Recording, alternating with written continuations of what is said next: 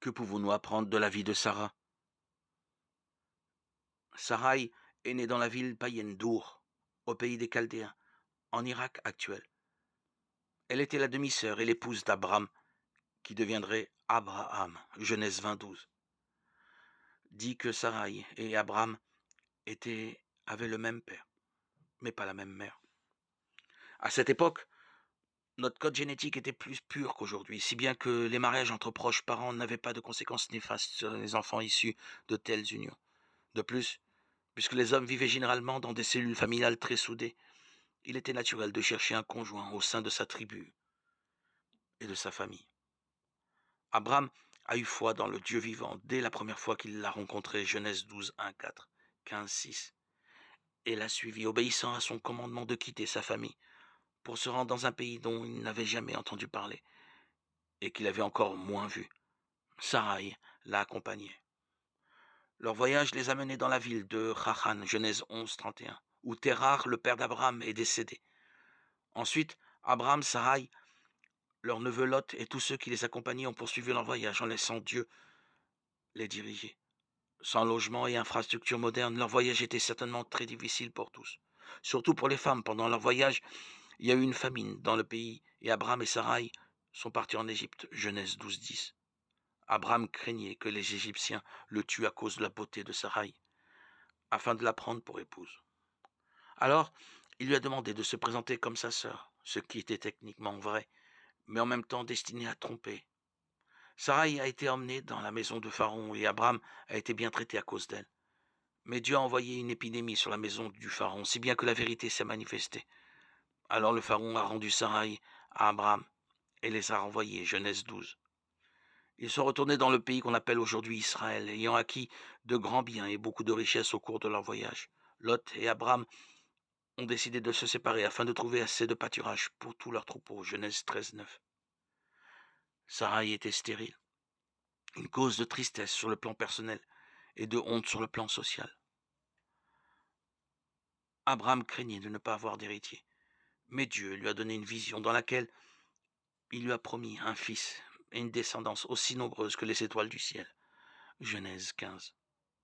Il lui a promis aussi que sa descendance posséderait le pays de Canaan. Le problème est que Sarai était toujours stérile. Alors 10 ans après la promesse de Dieu à Abraham, Sarai lui a proposé d'avoir un enfant avec Agar, sa servante, qui serait considérée comme son enfant selon la coutume dans leur culture. Abraham a accepté et Agar a eu un fils, Ismaël. Alors elle a commencé à regarder sa maîtresse avec mépris et Sarai est devenue dure avec elle, au point où elle s'est enfuie. Dieu l'a rencontrée dans le désert et l'a encouragée à retourner auprès d'Abraham et de Sarai, ce qu'elle a fait, Genèse 16. 13 ans après la naissance d'Ismaël, Dieu a renouvelé son alliance avec Abraham en lui donnant pour signe la circoncision, ainsi qu'un nouveau nom, Abraham, dont le nom signifie Père vénérable, est devenu Abraham, ce qui signifie Père d'une multitude. Dieu a également changé le nom de Sarai, qui signifie ma princesse, en Sarah, qui signifie mère des nations. Enfin, il a promis à Abraham qu'il aurait un fils de Sarah, que ce fils Isaac serait l'héritier de l'alliance. Ismaël serait également béni de Dieu, mais Isaac était l'enfant de la promesse, par lequel les nations seraient bannies. Genèse 17. Isaac signifie il rit. Abraham a l'idée d'avoir un enfant à l'âge de 100 ans avec Sarah, qui était elle-même âgée de 90 ans et avait été stérile toute sa vie. Sarah a ri aussi. Genèse 18, 9, 15. Peu après que Dieu ait promis un fils à Abraham et Sarah, il a détruit Sodome et Gomorre, mais il a sauvé Lot, le neveu d'Abraham. Genèse 19. Abraham et Sarah se sont dirigés vers le Negev et ont séjourné à Guérar. Genèse 21. Abraham a une nouvelle fois demandé à Sarah de mentir concernant leur relation, si bien que le roi de Guérar l'a prise pour épouse, mais Dieu l'a protégée. Le roi Abimelech n'a pas eu de relation avec elle. Dieu l'a averti dans un rêve. Le roi n'a pas seulement offert un sacrifice de repentance à Dieu, mais aussi fait des cadeaux à Abraham et Sarah et leur a promis de demeurer dans son pays. Genèse 20. Dieu est demeuré fidèle à sa promesse de donner un enfant à Abraham et Sarah. Quand leur fils est né, ils l'ont appelé Isaac. Sarah dit Dieu m'a donné un sujet de rire et tous ceux qui l'apprendront riront de moi.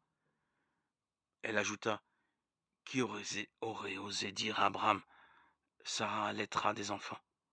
Pourtant, je lui ai donné un fils dans sa vieillesse. Genèse 21, 6, 7. Alors qu'elle avait précédemment ri d'incrédulité, maintenant son rire était un rire de joie. Elle voulait faire connaître ce qui lui était arrivé, comment Dieu avait été fidèle à sa promesse et l'avait béni. Malheureusement, les tensions entre Sarah et Agar ont persisté. Quand Isaac a été sevré, Abraham a organisé un festin en son honneur. Mais Ishmaël, le fils d'Agar, se moquait de lui. Alors Sarah a dit à Abraham de se débarrasser d'Agar et d'Ishmaël, parce qu'elle ne voulait pas qu'Isaac ne partage l'héritage de leur père avec Ishmaël. Abraham a été attristé, mais Dieu lui a dit de faire ce que Sarah lui demandait, car ce serait Isaac, et d'Isaac que sortirait la descendance qui lui serait propre. Alors Abraham a renvoyé Agar et Ishmaël, et Dieu a pourvu à leurs besoins. Genèse 21, 8, 21.